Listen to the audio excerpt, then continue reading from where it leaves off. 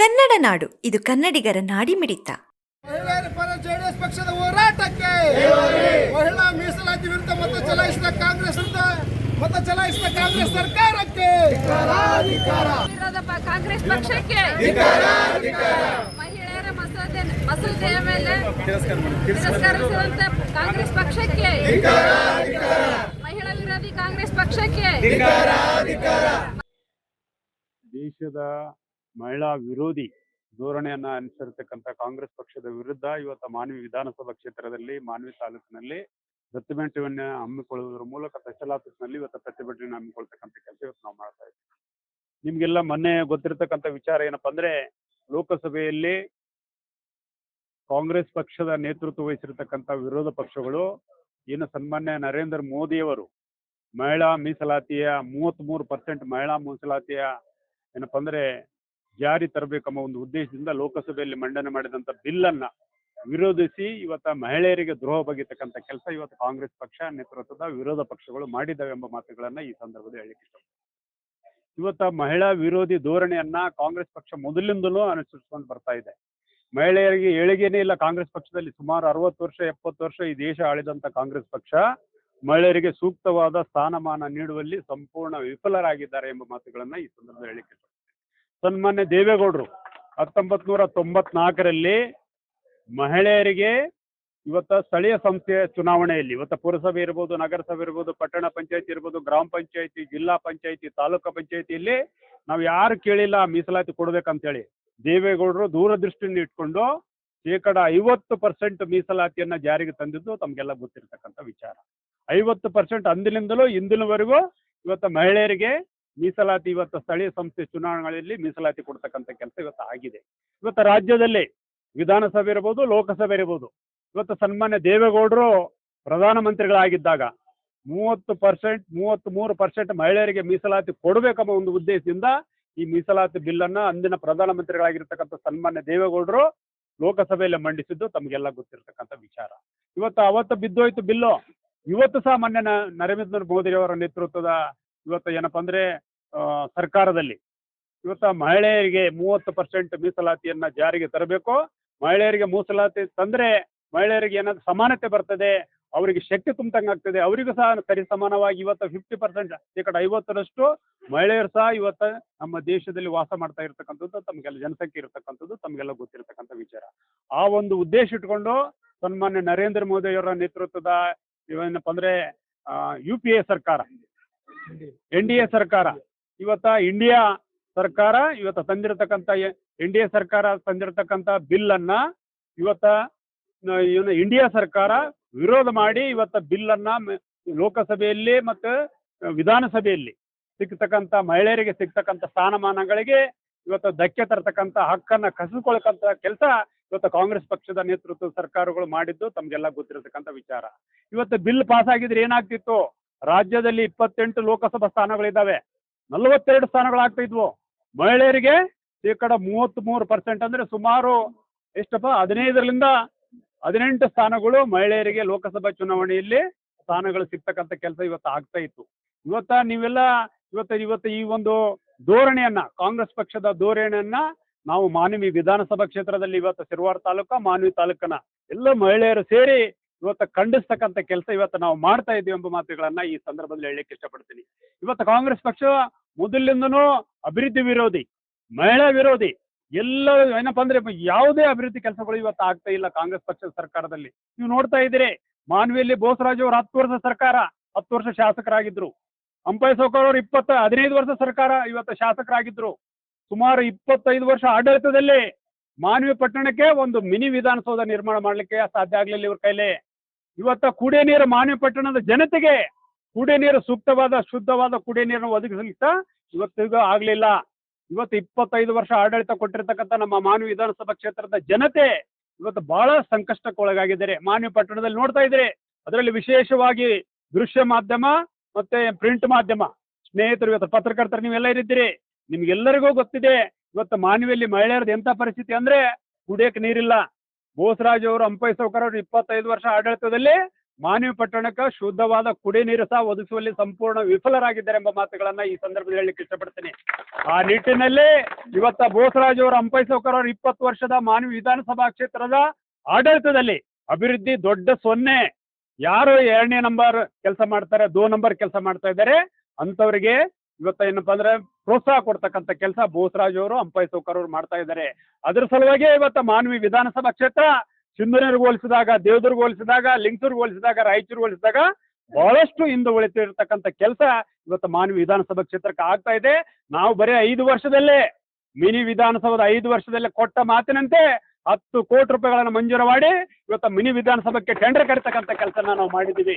ಸಿರವಾರದಲ್ಲಿ bus stand ಇದ್ದಿಲ್ಲ, bus stand ನಿರ್ಮಿಸಿ ಇವತ್ತು ಉದ್ಘಾಟನೆ ಮಾಡ್ತಕ್ಕಂಥ ಕೆಲಸ ಇವತ್ತು ಆಗಿದೆ.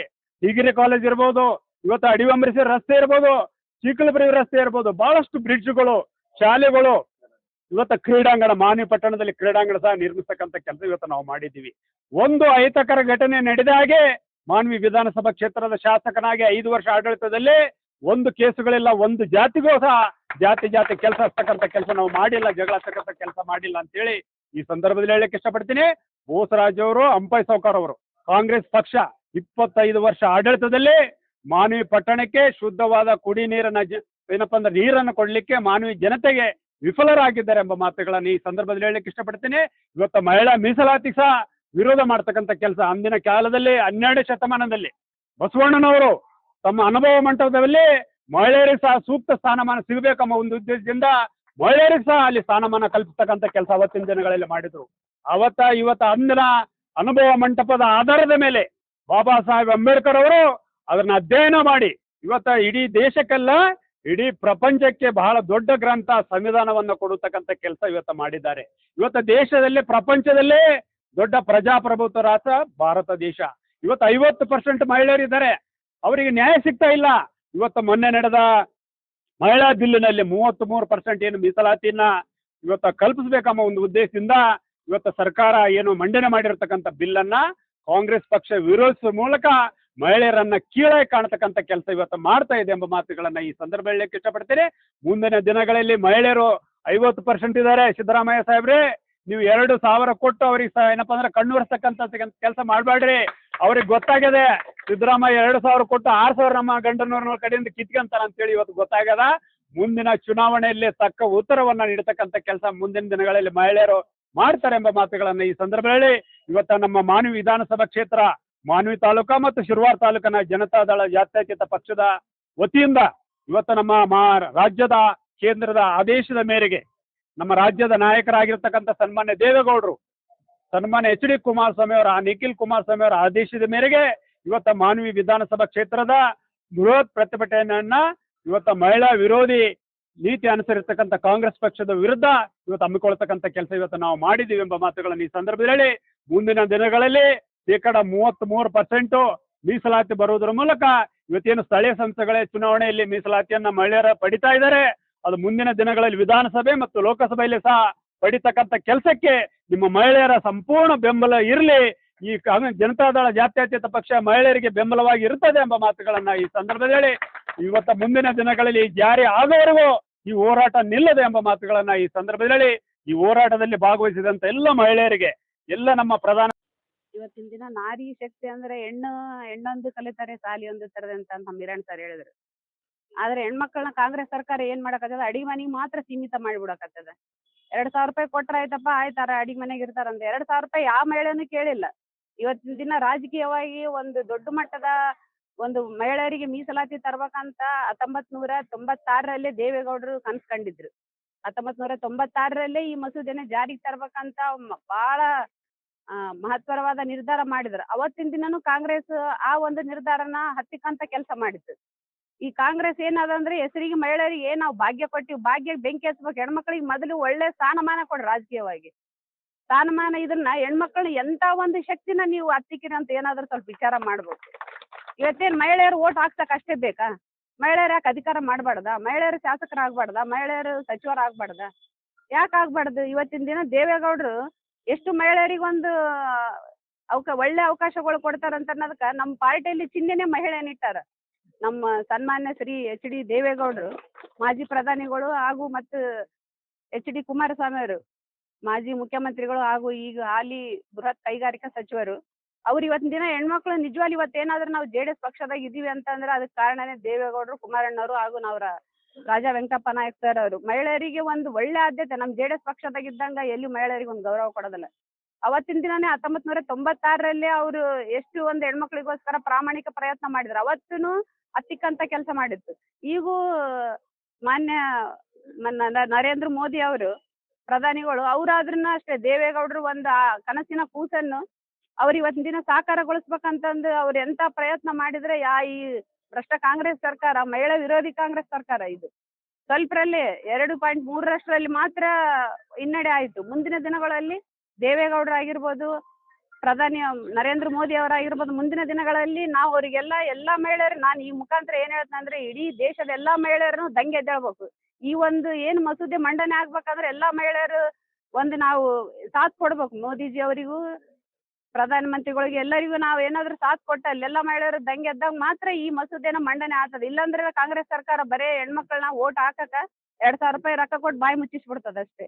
ಮುಂದಿನ ದಿನಗಳಲ್ಲಿ ಇನ್ನೇನಾದ್ರೂ ನಾವೇನಾದ್ರೂ ಮಹಿಳೆಯರು ಏನಾದ್ರು ಒಂದು ಅಭಿವೃದ್ಧಿ ಹೊಂದಬೇಕಂದ್ರ ಅದು ಒಂದು HD ದೇವೇಗೌಡರು ಹಾಗೂ ನರೇಂದ್ರ ಮೋದಿಜಿ ಅವರಿಂದ ಮಾತ್ರ ಸಾಧ್ಯ. ನಾವೇನಾದ್ರೂ ಕಾಂಗ್ರೆಸ್ಗೆ ಓಟ್ ಹಾಕಿದ್ವಿ ಅಂದ್ರೆ ನಮ್ಮನ್ನ ಬರೀ ಅಡಿಗೆ ಮನೆಗೆ ಸೀಮಿತ ಮಾಡ್ತದ ಕಾಂಗ್ರೆಸ್ ಅಷ್ಟೇ. 2,000 ರೂಪಾಯಿ ಕೊಡ್ತದ, ಫ್ರೀ ಬಸ್ ಮಾಡ್ತದ, ಆಯ್ತು ಇಷ್ಟ್ರಾಗ ಉಂಡು ಮನೆ ಕುಂದ್ರಮ್ಮ ಅಂತದ. ಆದ್ರೆ ಮಹಿಳೆಯರಿಗೆ ಇವತ್ತಿನ ದಿನ ಕೆಲವೊಬ್ರಿಗೆ ಗೊತ್ತಿಲ್ಲ 2,000 ರೂಪಾಯಿ ಕೊಡ್ತದಂದ್ರೆ ಅದ್ರಲ್ಲಿಂದ ನಮ್ಗೆ 4,000 ರೂಪಾಯಿ ಜಗ್ತದ, ನಮಗ್ ಗೊತ್ತಿಲ್ಲ. ಎಲ್ಲಾ ರೀತಿಲಿ ತುಟ್ಟಿ ಮಾಡಿ ಕೇಸಿ ಇವತ್ತೇನ್ ಬಸ್ ಚಾರ್ಜ್ ಜಾಸ್ತಿ ಆಗ್ಯದ ಎಲ್ಲಾ ರೀತಿಲೇನು. ಹಂಗಾಗಿ ಮುಂದಿನ ದಿನಗಳಲ್ಲಿ ನಾವೇನಾದ್ರೂ ಮಹಿಳೆಯರು ಒಂದು ಸಬಲೀಕರಣ ಆಗ್ಬೇಕಂತಂದ್ರೆ ನಾವು JDS ಪಕ್ಷಕ್ಕ ನಾವು ಯಾವತ್ತಿಗೆ ಓಟ್ ಹಾಕ್ಬೇಕು. ಆಮೇಲೆ NDA ಅಭ್ಯರ್ಥಿಗಳಿಗೆ ನಾವು ಓಟ್ ಹಾಕೋದ್ರಿಂದ ನಾವು ಮಹಿಳೆಯರು ಸಬಲೀಕರಣ ಆಗ್ತಾರೆ. ಇಲ್ಲ ಅಂತಂದ್ರೆ ನಾವು ಕಾಂಗ್ರೆಸ್ ಪಕ್ಷ ಹಿಡಿದು ಅಂದ್ರೆ ನಮ್ಮನ್ನ ಅಷ್ಟೇ ಮನೆಗೆ ಕುಂದ್ರಿಸ್ತಾರೆ. ಯಾವುದೇ ರೀತಿ ರಾಜಕೀಯವಾಗಿ ಹೆಣ್ಮಕ್ಳನ್ನ ಬೆಳಿಬಾರ್ದು ಅನ್ನೋದೇ ಕಾಂಗ್ರೆಸ್ ಸರ್ಕಾರದ ದುರುದ್ದೇಶ. ಹಂಗಾಗಿ ಮುಂದಿನ ದಿನಗಳಲ್ಲಿ ಮಹಿಳೆಯರೆಲ್ಲರೂ ಕಾಂಗ್ರೆಸ್ ಪಕ್ಷಕ್ಕೆ ತಕ್ಕ ಪಾಠ ಕಲಿಸ್ಬೇಕಂತ ನಾನು ಈ ವೇದಿಕೆ ಮುಖಾಂತರ ನಾನು ತಮ್ಮಲ್ಲಿ ಎಲ್ಲರಿಗೂ ಕೇಳ್ಕೊಂತೀನಿ. 2 ಮಾತಾಡೋದಕ್ಕಂತ ಅಧಿಕಾರಿಗಳೇ ಹಾಗೂ ಕಾರ್ಯಕರ್ತರೇ ಹಾಗೂ ನಮ್ಮೆಲ್ಲ ಆತ್ಮೀಯರೇ. ಸೊ ಮೊನ್ನೆ ಲೋಕಸಭೆಯಲ್ಲಿ ಆಗಿರ್ತಕ್ಕಂಥ ಈ 1990 ದೇವೇಗೌಡರ ಕನಸಾಗಿತ್ತು ಮಹಿಳೆಯರಿಗೆ ಮೀಸಲಾತಿ ಕೊಡ್ತಕ್ಕಂಥದ್ದು. 33% ರಾಜಕೀಯವಾಗಿ ಮೀಸಲಾತಿ ಕೊಟ್ರೆ ಎಲ್ಲ ಮಹಿಳೆಯರ ಸಬಲೀಕರಣ ಆಗ್ತಕ್ಕಂಥದ್ದಾಗ್ತದೆ, ಮಹಿಳೆಯರಿಗೆ ಒಳ್ಳೆ ಶಿಕ್ಷಣ ಸಿಗ್ತಕ್ಕಂಥದ್ದಾಗ್ತದೆ, ಮಹಿಳೆಯರ ಅಭಿವೃದ್ಧಿಗೆ ಕಾರಣ ಆಗ್ತಕ್ಕಂಥದ್ದನ್ನ ಅಂದು ದೇವೇಗೌಡರು 96ರಿಂದ ಪ್ರಾರಂಭಿಸಿರ್ತಕ್ಕಂಥ ಹೋರಾಟಕ್ಕೆ ನೆಕ್ಸ್ಟ್ ಅಟಲ್ ಬಿಹಾರಿ ವಾಜಪೇಯಿ ಅವರು ಆಗಿರ್ಬೋದು, ಈಗಿರ್ತಕ್ಕಂಥ NDA ಸರ್ಕಾರ, ನಮ್ಮ ಮೈತ್ರಿಕೂಟ ಭಾಗವಾಗಿರ್ತಕ್ಕಂಥ NDA ಸರ್ಕಾರದ ಜನಪ್ರಿಯ ಪ್ರಧಾನಮಂತ್ರಿಗಳಾಗಿರ್ತಕ್ಕಂಥ ನರೇಂದ್ರ ಮೋದಿಜಿ ಅವರು ಮೊನ್ನೆ ಲೋಕಸಭೆಯಲ್ಲಿ ಮಂಡಿಸಿ ಅದರ ಒಪ್ಪಿಗೆ ಪಡಿತಕ್ಕಂಥ ಕೆಲಸಕ್ಕೆ ಮಾಡಿದ್ರು. 2/3 545 ನಮ್ದೇನು ಲೋಕಸಭೆ ಸದಸ್ಯರು ಇರ್ತಕ್ಕಂಥದ್ರಲ್ಲಿ ಬೇಕಾಗಿರ್ತಕ್ಕಂಥ ಬಹುಮತ ಬೇಕಾಗಿತ್ತು. ಜಸ್ಟ್ 42 ಮತಗಳಿಂದ ಈ ಮಸೂದೆ ಫೇಲ್ ಆಗ್ತಕ್ಕಂಥ ಕೆಲಸ ಆಯ್ತು. ಇದು ಗೊತ್ತಾಗ್ತಾ ಇದೆ ಕಾಂಗ್ರೆಸ್ ಸರ್ಕಾರ ನಮ್ಮ ಕರ್ನಾಟಕ ರಾಜ್ಯದಲ್ಲಿದೆ, ನಾವು ಮಹಿಳೆಯರ ಪರವಾಗಿದ್ದೀವಿ. ನಿನ್ನೆ ಸಹ ಸಿದ್ದರಾಮಯ್ಯ ಸಾಹೇಬರು ಕರ್ನಾಟಕ ಮುಖ್ಯಮಂತ್ರಿ ಹೇಳ್ತಾ ಇದ್ರು, ನಾವೆಲ್ಲ ಮಹಿಳೆಯರ ಪರವಾಗಿದ್ದು ಮಹಿಳೆಯರಿಗೆ 2,000 ರೂಪಾಯಿ ದುಡ್ಡು ಕೊಡ್ತಕ್ಕಂಥ ಕೆಲಸ ಮಾಡ್ತೀವಿ ಅಂತ ಕರ್ನಾಟಕ ರಾಜ್ಯ ಸರ್ಕಾರ ಹೇಳ್ತಾ ಇದೆ.